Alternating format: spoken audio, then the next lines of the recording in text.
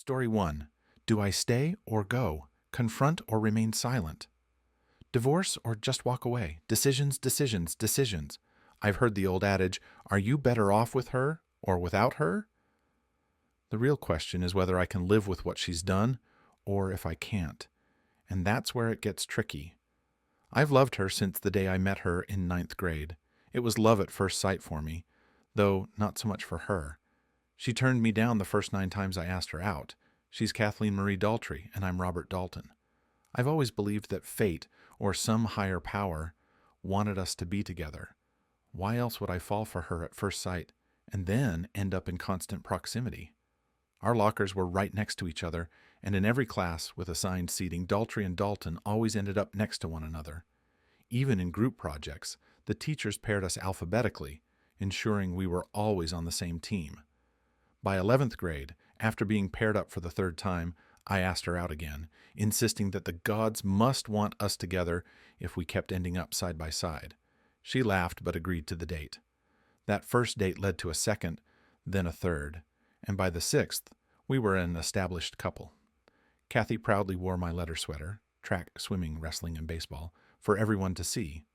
Prom night found us in a room at the Motel 6, where Kathy gifted herself to me. Thanks to the teachings of Nancy Wilde, Beverly Abegg, and especially Pauline French, I was able to make that night memorable for her.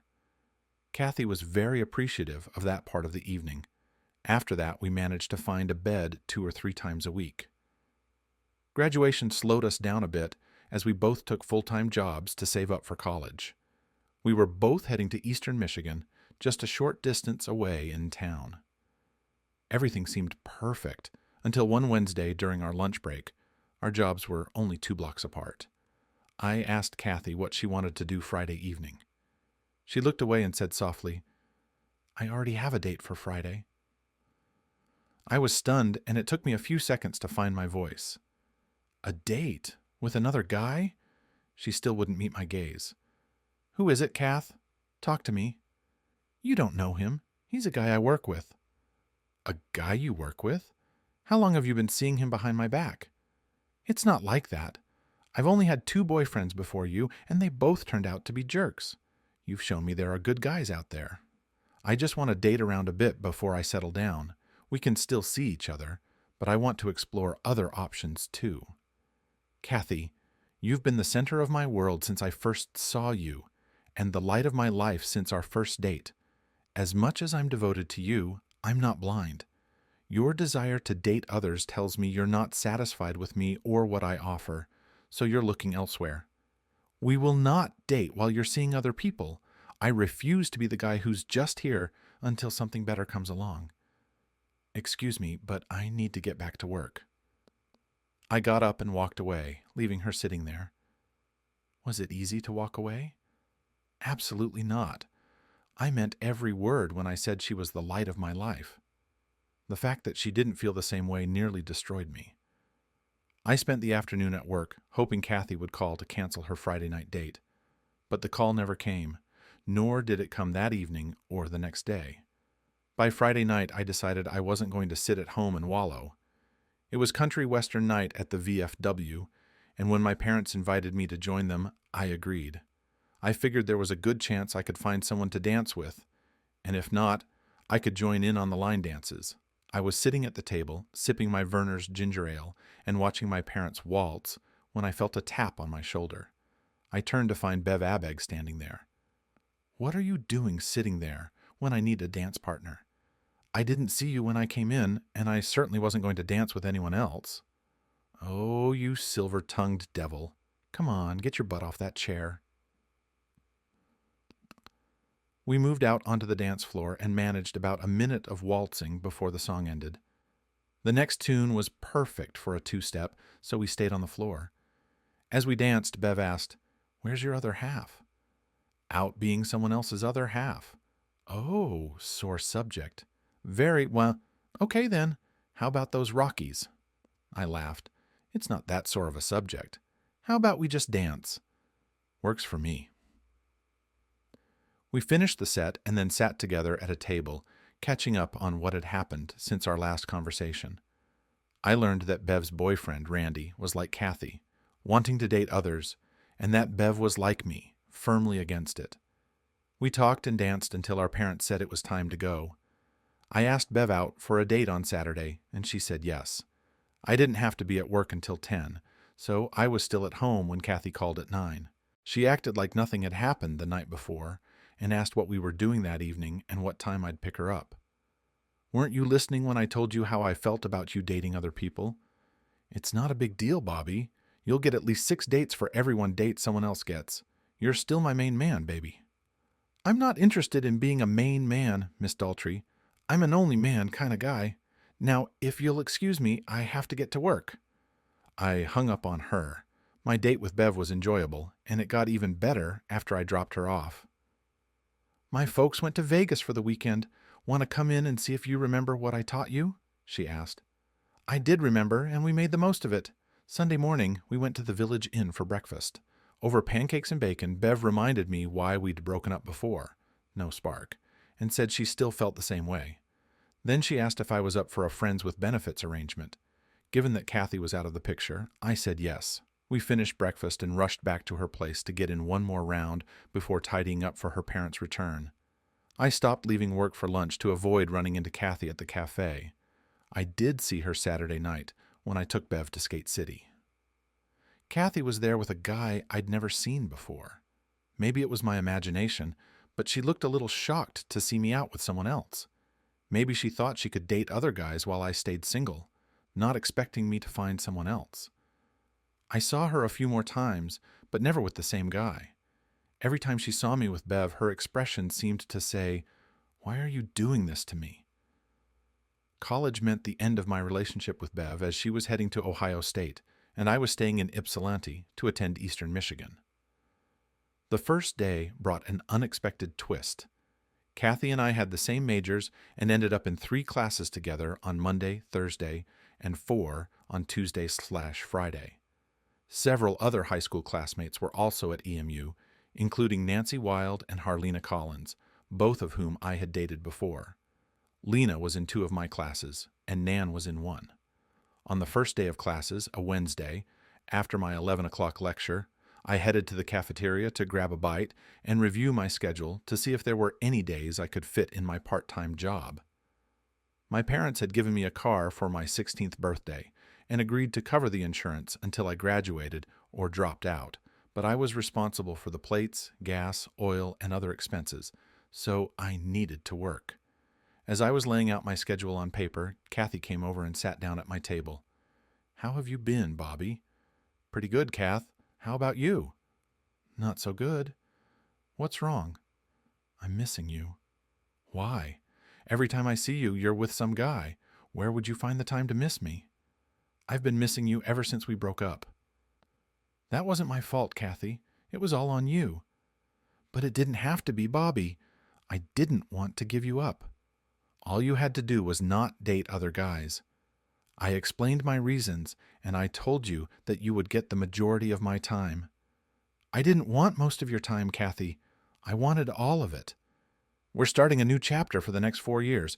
Any chance we could have a fresh start? Are you over your wanderlust?" "I am." "Are you sure?" "Yes, Bobby, I am." And just like that, we were back together. Freshman and sophomore years passed without incident, and by the start of our junior year, I began looking into engagement rings. I zeroed in on a ring at Price Jewelers, purchasing it with the understanding that I could return it if my proposal was met with a refusal. I was told I could return it within 10 days for a full refund. After that, there would be a restocking fee. On Wednesday, while having lunch with Kathy in the school cafeteria, I asked her what she wanted to do on Friday. She said she had a family event she couldn't miss, so we set up a date for Saturday instead. The following day, my cousin Wendell called and asked if I had plans for Friday. When I told him I didn't, he invited me to dinner because he wanted me to meet the woman he planned to propose to. I was excited to meet her and agreed to join him. On Friday, as I prepared to drive to Ann Arbor, I decided to bring the ring along to give Wendell an idea of what he might need. At Antoine's, Wendell introduced me to Susan. We enjoyed a few drinks and chatted before ordering our meal. While I was reading the menu, Wendell suddenly said, "Isn't that Kathy?" I looked up to see Kathy with a guy I didn't recognize being seated at a table on the other side of the room. I put down my menu and said, "Sorry guys, but my evening just took a turn for the worse, and I've lost my appetite. I need to find out what's going on and then head home. I'll call you tomorrow and explain." I stood up and walked over to Kathy's table. "Excuse me," I said to the guy, "I thought I knew all of Kathy's family. How are you related to her?" When I spoke, Kathy looked up from her menu, her face going pale as she saw me. The guy with her said, "I'm not related to her. What's it to you?" "I thought we were exclusive," I said. "When I asked Kathy what she wanted to do tonight, she said she had a family event she couldn't miss. I assumed you were family." I then pulled the ring box from my pocket, opened it, and showed her the ring. "I plan to propose to you tomorrow. Fortunately, I was told it's returnable. Don't bother calling me. We're done." I turned and walked out of the restaurant. Was I upset? Yes, but I was also relieved. Upset because I thought she loved me. Relieved because I discovered her deceit before committing to her for life. Saturday was a workday for me. I left the house at 7, worked until 5, and made it to Price Jewelers just before closing to return the ring. I simply told them it was a no-go. When I got home, Mom told me Kathy had called twice in the last half hour. "You need to call her back. She sounds desperate." "I don't need to talk to her. We broke up last night." "Why? You two seemed so good together." "She lied to me. Twice. First, she said she was done dating other guys, and then she lied about her plans for last night. I can't trust her, and I won't waste my time on someone I can't trust." Kathy kept calling over the weekend, but I hung up every time. Monday at school was tougher to navigate, but I managed. Thankfully, Kathy had an 11 o'clock class that ran until 11:55, while my 10 o'clock ended at 10:50, so I could have lunch in the cafeteria without running into her. Her date from Friday night approached my table and said, "Are you happy you ruined my date with Kathy?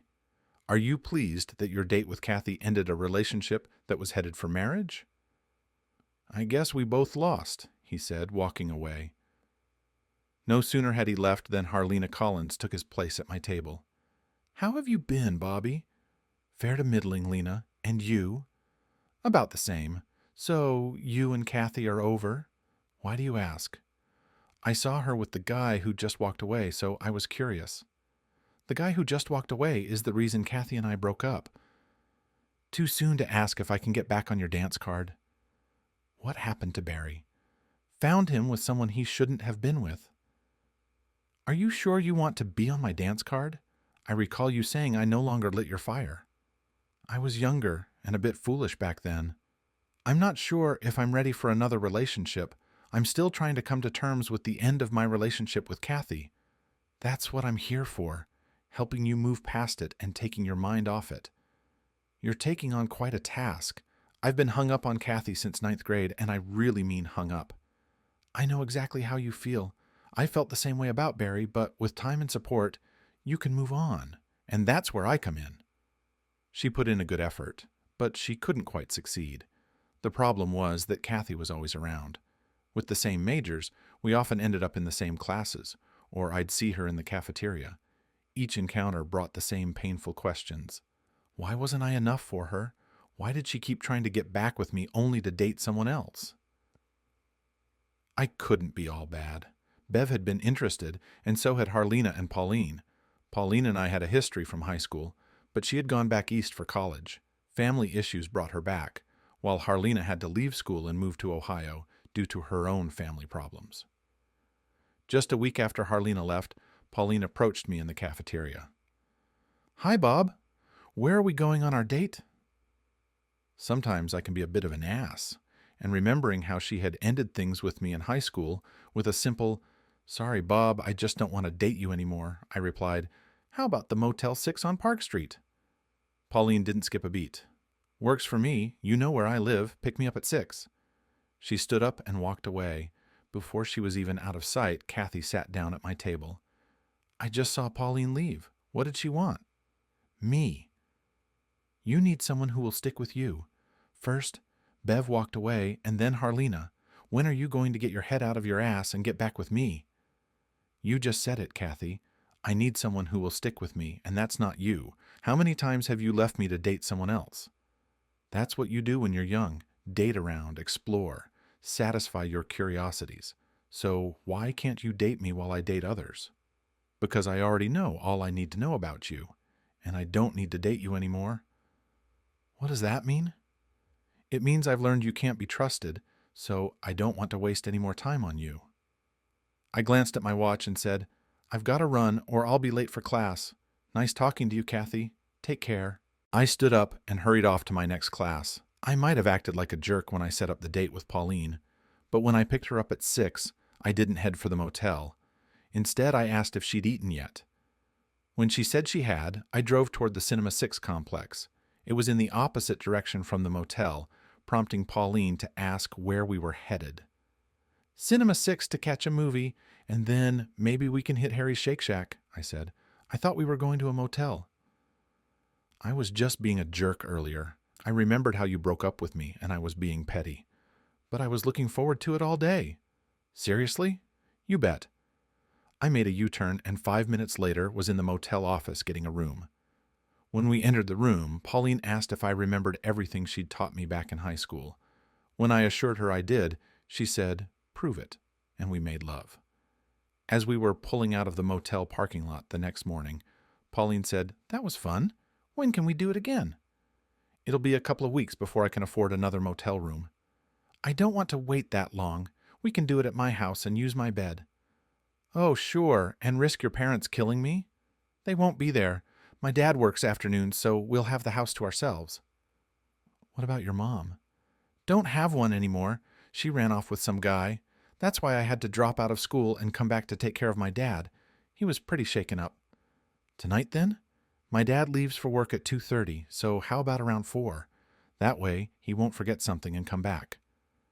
"My last class ends at 2, but I'm scheduled to work from 2:30 to 6:30. The soonest I can get there is 6:45. That will still give us 4 hours. To save time, I'll be naked and ready when you get here." And she was. Pauline was naked and waiting, and the night repeated itself, leaving me barely able to walk to my car when it was time to leave. Pauline and I lasted until midway through our senior year. After another exhausting night, she told me she was ending things. "I like you, Bob, and I enjoy what we have together, but there's no real spark between us. I like you a lot, but there's no love. When we started, I hoped that like would turn into love, but it hasn't. I don't see any point in dragging this out. Please don't hate me, Bob. I'm just doing what's best for both of us." She was right, and I knew it. I understood there was no long-term future in our relationship, but damn, she was incredible in bed, and I knew I'd miss that.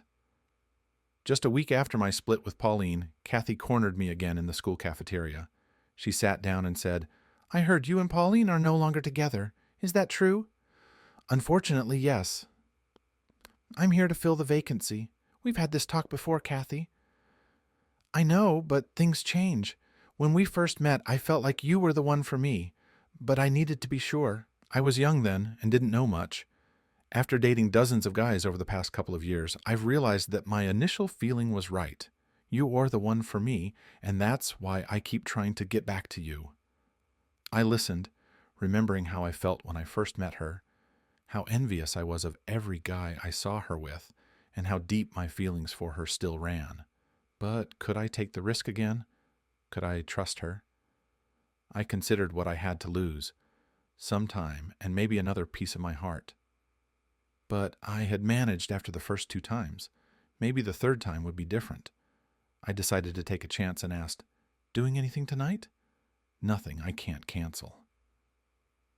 6 months after graduation, Kathy started talking about marriage. I hesitated, knowing why. So she added, "I understand your concerns, but I can prove you have nothing to worry about. I'll sign a prenuptial agreement. It will state that in case of infidelity, the offending party leaves with only their clothes and whatever they had when they entered the marriage.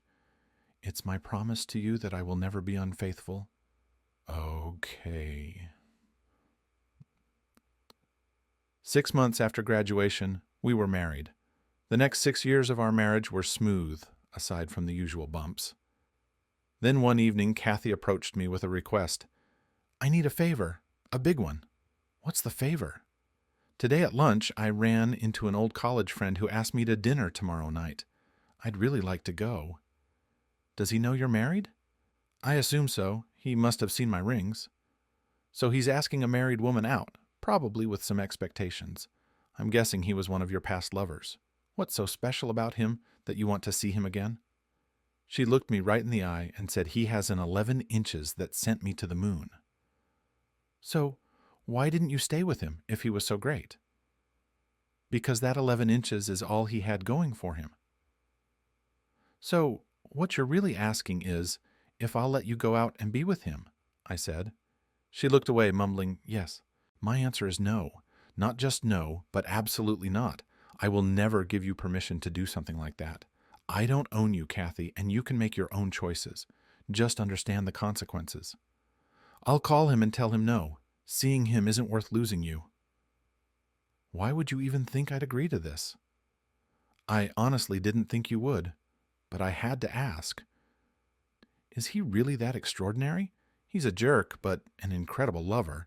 Just thinking about him and the way he made me feel gets me excited. I love you deeply and would never leave you, but I was hoping you might consider letting me see him again. It's a long shot, but I thought it was worth asking. She got up, started clearing the table, and then washed the dishes while I dried. We spent some time watching TV before heading to bed and making love. Given what I knew about Kathy before we got married, it wasn't surprising that I started suspecting she might try to sneak around if I said no to her doing it openly. I might be able to catch on, or I might not. If it was a large 11 inches, I'd probably notice because she'd likely avoid being intimate with me until things cooled off. If it was a slender 11 inches, I might never find out. If she did go through with it, she'd need to find a way to do it during long lunches or after work hours. She'd know I'd be suspicious if she suddenly started working late or going out for drinks with colleagues. She had a girls' night out once a month, but since she'd just had one a week before her request, that excuse wouldn't work without raising a major red flag. I'd just have to wait and see how it played out. Was it worth it? Having fun with Mr. 11 Inches, considering what it's going to cost you? What are you talking about? Your old boyfriend, the one who sends you to the moon. I didn't see him. You wouldn't let me, and I didn't want to do it behind your back. Then who else have you been with? 6 weeks had passed since she asked me for a huge favor, and I discovered she had gone behind my back despite my clear stance on the matter. Are you out of your mind? I didn't do anything. Given that you're the only person I've been intimate with since we married, and since the doctor assured me it's impossible to contract gonorrhea from a toilet seat, it's obvious you must have caught it from someone else. In other words, you cheated. Do you remember the prenuptial agreement you signed? The one where you promised never to be unfaithful. It seems that promise was a lie. According to that agreement, you must leave the marriage with only what you brought into it: your clothes, your car, and the money you had at the time, which is $362.17. I handed her a check for that amount, drawn from a new account I had set up after closing all our joint accounts. Realizing she had been caught, she didn't bother making excuses. She just broke down in tears, ran to the bedroom, and began packing her things. I stood at the bedroom doorway and said, "I'm leaving for at least 2 hours. Be gone when I get back." Then I walked out of the house. I had no idea where Kathy went after she left the house, so I had to have her served at work. She called me up, furious, for embarrassing her in front of her colleagues. My response was, I doubt it was as humiliating as having my doctor, whom I've seen since I was 8, tell me I've contracted an STD, and having to admit I got it from my wife. Just so you know, he's legally required to report all STD cases to the Tri-County Health Department. Expect them to contact you soon. They'll need a list of all your partners to help stop the disease from spreading. "Fuck you," she spat before hanging up. She fought the divorce and tried to contest the prenup, but to no avail. All she managed to do was delay the proceedings. She did get the judge to order counseling, but it was futile.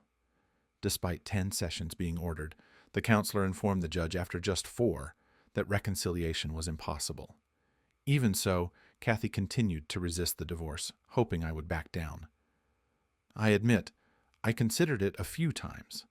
I still loved her deeply and probably always would, but despite my wavering moments, I never withdrew my petition. The bottom line was, even if I loved her until the end, I couldn't trust her. And without trust, a marriage simply cannot work. Story 2. I was sitting at the kitchen table when my wife walked in with the grocery bags. Noticing the legal pad and pen in front of me, she asked, "What are you doing, Ozar?" "I'm taking you up on that challenge you threw my way." She frowned, trying to recall. "I don't remember any challenges." "Remember last week when we were reading those stories online? I commented on how terrible some of them were and said I could do better. You said I couldn't, that I didn't have a creative bone in my body." "Oh, right," she said, a smile tugging at her lips. "But my comment was based on your grades in school. You always got B's and C's on written assignments and even got a C in business research and report writing." "Well, I think I can do better now." "Whatever. Help me bring in the groceries." I helped her unload and put things away before returning to my seat at the table. As she started dinner, she asked, "What's it about?" "I'm keeping it a secret. You'll get to read it when I'm done and critique it before I post it online." I thought it wouldn't be too challenging. Sure, my college papers didn't earn top grades, but that was because I only did what was necessary to get by. I was pushed into those classes by my parents. My dad insisted I get a bachelor's in business management if I wanted to work in the family business, where I had spent summers and after-school hours since I was 13. I was eager to join the business right after high school, but Dad said, "No degree, no job." So I went through the motions, got the degree, and started working in the family business. I looked down at the legal pad, picked up my pen, and began writing. "My name is Josh Barnum. I work as an aircraft mechanic for a major airline, and I'm married to Melinda Barnum, though I call her Melly. Melly is an office manager at an insurance company. We've been together for just over 11 years and married for 9 of those. We met during our sophomore year in college, and for me, it was love at first sight. For Melly, it wasn't quite the same story. It took me 3 months to get her to agree to a date. When we finally went out, things clicked between us. By our 7th date, we were intimate for the first time, and from then on, we were a steady couple, usually making love 2 or 3 times a week. That is, until the summer between our sophomore and junior years. I landed a summer job with my Uncle Bill, who owned a landscaping company. The job was grueling, with 10 and 12-hour days from Monday to Saturday. Because of this, I could only see Melly on Sundays. After 3 weeks of only spending Sundays together, Melly started dating other guys. When I complained, she told me to either accept it or lose my Sundays. That was a pivotal moment in our relationship. For me, it had been love at first sight with Melly, so I reluctantly accepted the situation rather than risk losing her. Looking back, I see now that it was a mistake. It sent a message that she could get away with a lot, and I would just tolerate it. 3 weeks later, on a Friday, I finished work early due to heavy thunderstorms. I called Melly, hoping we could spend the evening together, only to find out she already had plans. Without saying a word, I hung up on her. I called around to find out what was happening and learned about a party at Mike Matson's place. I gave him a call and confirmed I was welcome, so I decided to go. That turned out to be a mistake. When I arrived, I walked in just in time to see Melly in an embrace with Dickmore, followed by a kiss. They then moved onto the makeshift dance floor, where Melly pressed herself against Matson as they swayed to the music. Matson had both hands on her hips, pulling her tightly against him, while Melly wrapped her arms around his neck and gave him a passionate, lingering kiss. When the song ended, they seemed hesitant to part. But eventually, Melly noticed me. She said something to Dick and started heading my way. I turned and walked out of the party without a word. I might have tolerated being strung along, but I wasn't about to stick around while she was with someone else. The weather on Saturday was decent, so I ended up working a 12-hour shift. I had learned not to waste my time calling Melly on Saturday evenings to set up a Sunday date, because she'd likely be out with someone else. Instead, I usually called on Sunday morning around 10 to plan something for the afternoon and evening. But this Sunday morning, I didn't call. It was one thing to know she was dating other guys when I wasn't available, but witnessing her making out with them was another matter entirely. Seeing the chemistry between her and Matson made me wonder if they were intimate as well. This planted a troubling thought in my mind. Melly had told me she didn't date any one guy for more than 4 dates, so I couldn't help but wonder, was she sleeping with all of them? If so, and given that we usually made love on our Sunday dates, it raised concerns. I had heard and believed that when you were intimate with someone, you were also connected to everyone they'd been with. It made me think that getting tested for STDs might be a prudent idea. Since Melly didn't hear from me Sunday morning, I figured she might call, so I stayed out of the house all day. When I finally returned in time for dinner, my mom told me that Melly had called twice and wanted me to get in touch with her. I waited until after dinner to call her. Melly didn't waste any time. "Why didn't you call me this morning?" she demanded. "I figured, given how you were making out with that guy last night, that maybe I'd been replaced." "We've had this conversation before, Josh. I'm not going to stay home on prime date nights just because you're unavailable. I accepted that when I thought your dates were just casual, but what I saw last night went way beyond casual. I thought we had something special, Melly, but now I'm not so sure." "Don't talk like that, Josh. We do have something special. We need to talk." "I don't care how late you work tomorrow. When you get off, come see me. Will you do that?" "I guess I can." "Promise me?" "Okay. I'll be there when I get off." Monday was a 12-hour shift, so I didn't get to Melly's place until just after 8. Her mom answered the door and said Melly was out on the patio waiting for me. When I stepped outside, Melly was on the phone with her back to the door. What I overheard before she ended the call didn't bode well for us. I heard her say, "I loved what we did Friday. Can't wait to see you Tuesday. Gotta go. He'll be here soon. Bye." I stepped back inside the house and made sure to make a racket with the patio door. Melly turned around and saw me emerging from the house. I didn't let on that I'd overheard anything. I just walked over to the table and took a seat, waiting for her to speak. She eventually realized I wasn't going to start the conversation and said, "What's wrong, Josh? You agreed to let me date other people when you couldn't get time off."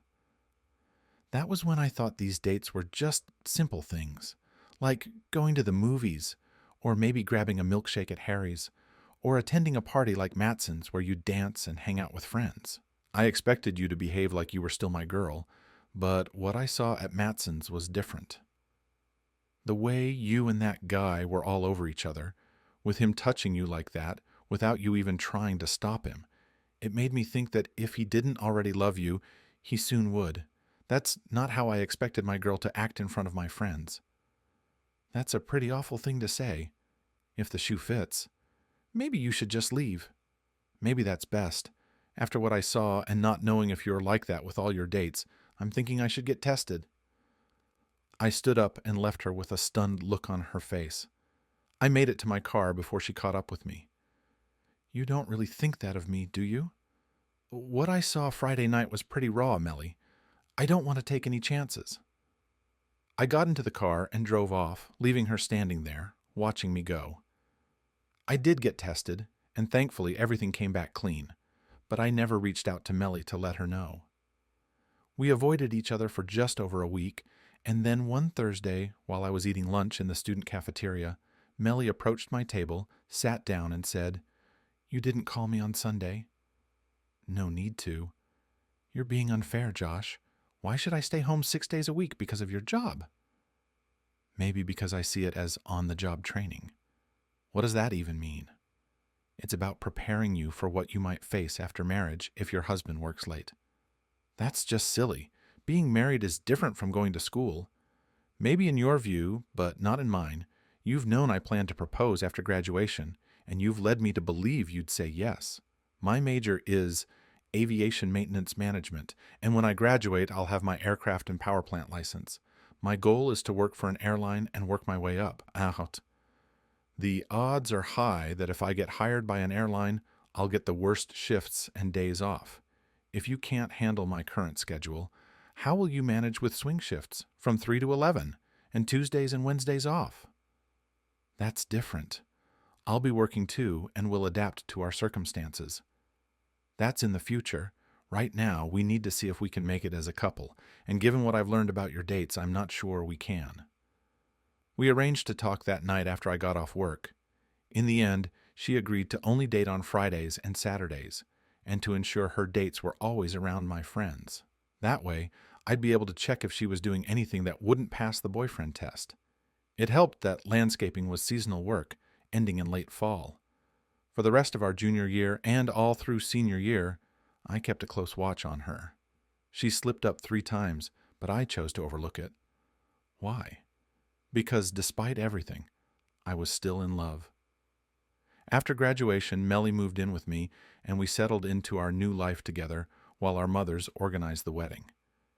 It was a fresh experience for both of us. Being able to make love every day without the pressure to rush home was amazing. Some nights, I wasn't sure I'd have the energy to get out of bed in the morning. It felt like all Melly and I wanted to do was make love, but of course, we couldn't do it all the time. I did land a job with an airline, and true to form, I got the worst shift, swing shift, from 4 in the afternoon to midnight, with days off on Wednesday and Thursday. Melly's degree was in accounting, and she found a job with an accounting firm, working from 8 to 5, with weekends off. During tax season, from late January to early May, she often worked 10 to 12 hours a day, and occasionally had to work on Saturdays. We got married 5 months after graduation, and as a wedding gift, both sets of parents contributed to the down payment on a 4-bedroom ranch in one of the town's better neighborhoods. Neither of us wanted children until we were well established in our careers, so Melly converted one of the bedrooms into a home office. The house had a spacious patio, and one of our first purchases after moving in was a hot tub, which we placed off to one side of the patio. It didn't take long for it to become a favorite spot. A month after the hot tub was installed, we hosted a housewarming party. Once everyone had a chance to enjoy the tub, it seemed like we had company every weekend. Unfortunately, I rarely got to enjoy the gatherings myself, as I had to leave by 3:15 to make it to work on time. As we got to know our neighbors, we began receiving invitations to barbecues and cookouts. Naturally, we hosted a few gatherings of our own. We grew close to the neighbors on both sides of us, and the ones directly across the street. For the first 2 years, everything was great as we adjusted to our differing schedules. But then, things began to change. I didn't discover the full extent of it until much later, but it turned out to be exactly what I had feared when I spoke to Melinda back in college.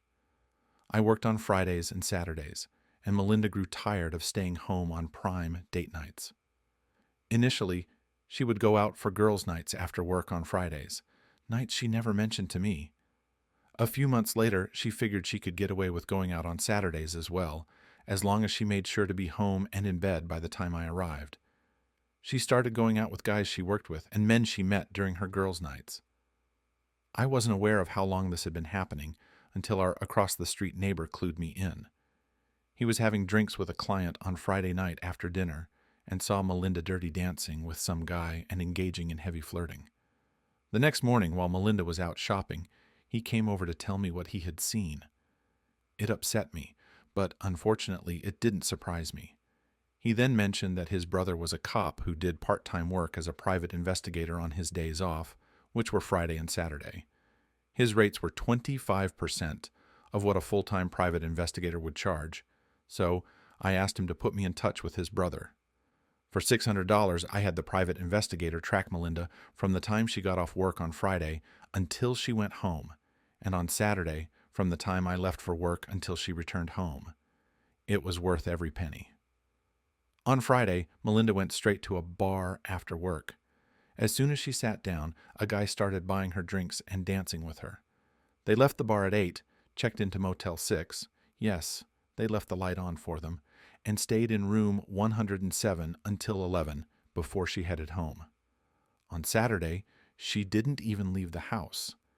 At 4, her work supervisor stopped by, and the investigator managed to capture footage of what was going on inside the house.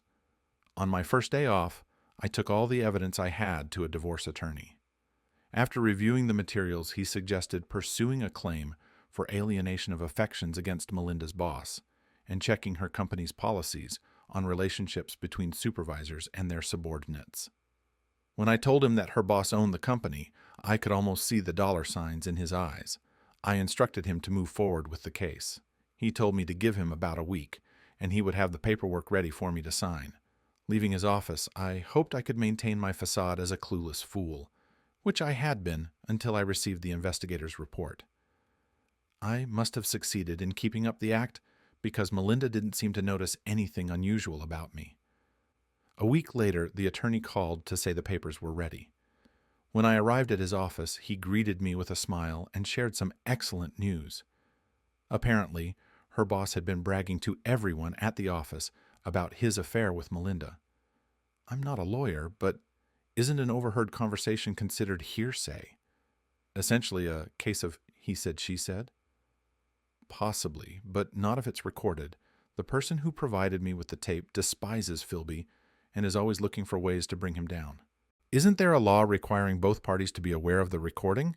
In some states, yes, but this state isn't one of them. All right then, proceed as you think best. I finished my story, gave it a final read, and decided it was ready. Noticing it was nearly dinner time, I called Melinda in from the kitchen and handed her the story, asking her to read it and give me her feedback. She took the manuscript and began reading. About halfway through, her expression turned to a frown, and then she gasped loudly. Looking up at me in shock, she fainted. I quickly grabbed a glass of water and splashed it on her face. She sputtered as I helped her back up. Just then, the doorbell rang. I told her it was probably for her. Confused, she followed me to the door. She opened it to find a young blonde girl standing there. The girl stopped chewing her gum long enough to say, "Mrs. Melinda Barnum?" Melinda replied yes, and the blonde handed her an envelope, saying, "You've been served. Have a nice evening," before turning and walking away. Melinda didn't catch the last part, as she fainted again upon hearing she had been served. This time, I didn't bother with the glass of water. I simply pulled her into the room enough to close the door, and then went to the kitchen to grab a beer.